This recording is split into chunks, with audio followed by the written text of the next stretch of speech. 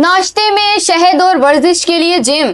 Adiala jail میں بانی P T I کو ملنے والی سہولیات کی تفصیلی رپورٹ۔ اڈیالہ جیل میں قید بانی P T I Imran Khan کو جیل میں کس حال میں رکھا گیا ہے؟ یہ وہ سوال تھا جس کا جواب اب سپریم کورٹ میں جمع کرائی گئی ایک تفصیلی رپورٹ کی صورت میں سامنے آ گیا ہے۔ سپرنٹینڈنٹ اڈیالہ جیل کی جانب سے پیش کی گئی اس رپورٹ نے نہ صرف عمران خان کے طرز رہائش بلکہ ان کی روزمرہ کی خوراک اور ورزش کے شیڈیول سے بھی پردہ اٹھا دیا ہے، جس نے سیاسی حلقوں میں ایک نئی بحث چھیڑ دی ہے۔ رپورٹ کے مطابق عمران خان کو جیل کے ایک مخصوص اور وسیع کمپاؤنڈ میں رکھا گیا ہے جو 7 سیلز پر مشتمل ہے۔ اس کمپاؤنڈ کے سامنے 57 فٹ لمبی راہداری اور ایک سرسبز لان بھی موجود ہے، جہاں بانی پی ٹی آئی کو چہل قدمی، دھوپ سیکنے اور اخبارات و کتب کے معاملے کی مکمل آزادی حاصل ہے۔ جیل حکام کا کہنا ہے کہ جس جگہ عمران خان مقیم ہے وہاں عام حالات میں 30 سے 35 قیدیوں کو رکھا جاتا ہے، لیکن سیکیورٹی وجوہات کی بنا پر یہ پورا حصہ ان کے لیے مختص ہے۔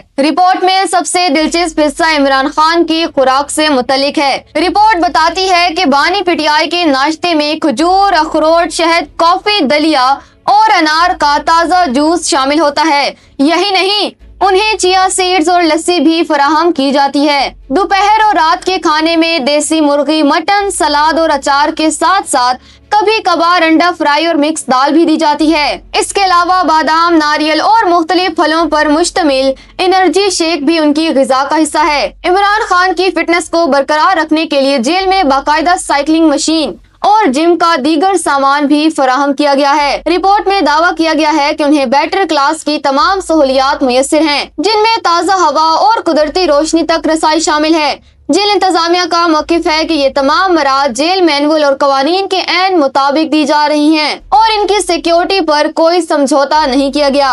اگرچہ جیل حکام ان سہولیات کو مثالی قرار دے رہی ہیں، لیکن پی ٹی آئی کی قانونی ٹیم اور عمران خان کے ذاتی معالجین اب بھی ان کی صحت اور بینائی سے متعلق خدشات کا اظہار کر رہے ہیں۔ سپریم کورٹ میں اس رپورٹ پر سماعت جاری ہے، جہاں یہ بحث چھڑ گئی ہے کہ کیا یہ سہولیات ایک قیدی کے لیے کافی ہیں یا ان کے طبی معائنے کے لیے نجی ڈاکٹر تک رسائی ناگزیر ہے۔